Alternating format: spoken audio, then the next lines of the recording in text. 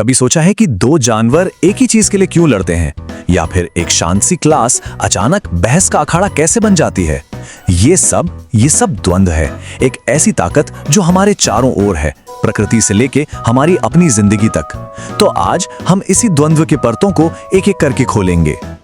अब किसी भी चीज को समझने के लिए उसकी एक मजबूत नींव रखनी पड़ती है ना? तो ये परिभाषा हमें एक साझी समझ देती है कि हम असल में किस बारे में बात कर रहे हैं। ये सिर्फ कोई मामूली असहमति नहीं है, बल्कि ये एक तरह का खतरा महसूस करने के बारे में है।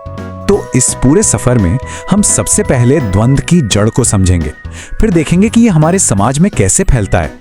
इसके बाद स्कूलों के अंदर से दो ठोस उदाहरण लेंगे और आखिर में इससे निपटने के लिए कुछ कारगर रणनीतियों पर बात करेंगे। तो चलिए, सबसे पहले और सबसे जरूरी सवाल कि ये द्वंद्व असल में है क्या? क्या ये हमेशा ही कोई बुरी या नेगेटिव चीज होती है, या इसके कुछ छिपे हुए पहलू भी हैं? आइए इसकी एकदम बुनियादी बातों से शुरू करते हैं। देखिए, द्वंद्व का सबसे बुनियादी रूप है संसाधनों की लड़ाई। चाहे वो घास के मैदान में जानवरों के बीच खाने को लेकर हो, या फिर इंसानी बस्तियों और जंगली जानवरों के बीच जगह को लेकर। ये टकराव हमेशा तब होता है जब जरूरतें आपस में टकराती हैं। अब जैसे ही हम इंसानों की दुनिया में आते हैं, तो ये द्वंद्व सिर्फ संसाधनों की लड़ाई तक सीमित नहीं रहता। नहीं, ये उससे कहीं ज्यादा हो जाता है। ये शक्ति, सम्मान और अधिकारों के बारे में हो जाता है। चलिए देखते हैं कि ये कैसे एक गहरे असंतुलन से पैदा होता है। और यहाँ पर द्वंद्व का एक ज्यादा तकलीफदेह रूप सामने आता है, और वो है दमन।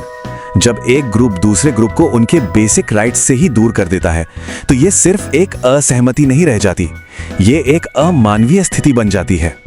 ये स्लाइड ना अपने आप में एक कहानी बताती है, कहानी जो दमन की खामोशी से शुरू होती है, फिर धीरे धीरे जागरूकता की एक चिंगारी सुलगती है, और ये एक छिपे हुए संघर्ष में बदल जाती है, और फिर आखिर में एक खुली लड़ाई की शक्ल ले लेती है, जो अक्सर दोनों ही पक्षों के लिए बहुत विनाशकारी होती है। और ये जो दमन है, ये सिर्फ एक किताबी ख्याल नहीं है।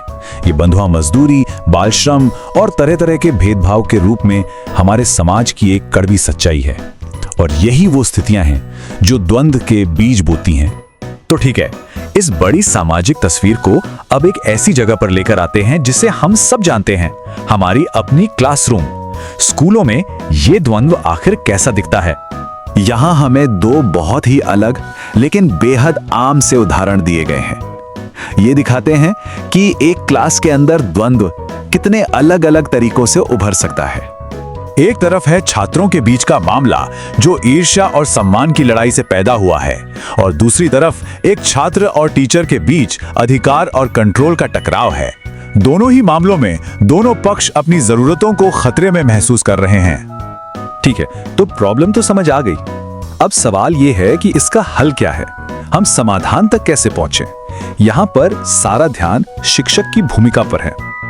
और यहीं पर एक बहुत ही जरूरी बात सामने आती है। किसी भी द्वंद्व को सुलझाने की शुरुआत खुद से होती है। एक टीचर के लिए इसका मतलब है अपनी खुद की प्रतिक्रियाओं को समझना, क्योंकि समस्या हमेशा सिर्फ छात्र में नहीं होती। यहाँ हमें 3 बहुत ही शक्तिशाली रणनीतियां बताई गई हैं।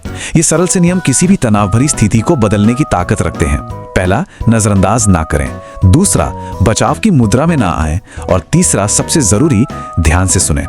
और ये सुनने की शक्ति का एक बेहतरीन उदाहरण है। सोचिए, जब किसी छात्र को यह महसूस होता है कि उसकी बात सच में सुनी जा रही है, तो उसका आधा गुस्सा तो वहीं कम हो जाता है। ये अपने आप में एक बहुत बड़ा कदम है। मतलब जब टीचर छात्र की कही बात को दोहराता है, तो वो सिर्फ शब्द नहीं दोहरा रहा होता, वो असल में छात्र की भावनाओं को मान्यता दे रहा होता है। इससे छात्र का दिमाग गुस्से और इमोशन से हटकर लॉजिक और समाधान की तरफ जाने लगता है। तो चलिए, इस एक विचार के साथ आज की बात को खत्म करते हैं। द्वंद्व विनाशकारी हो सकता है, इसमें कोई शक नहीं, लेकिन क्या ये सीखने का एक मौका भी हो सकता है? शायद किसी को ये सिखाना कि मुश्किल हालात का सामना कैसे करें, हम उन्हें जिंदगी का सबसे जरूरी पाठ सिखा रहे हैं।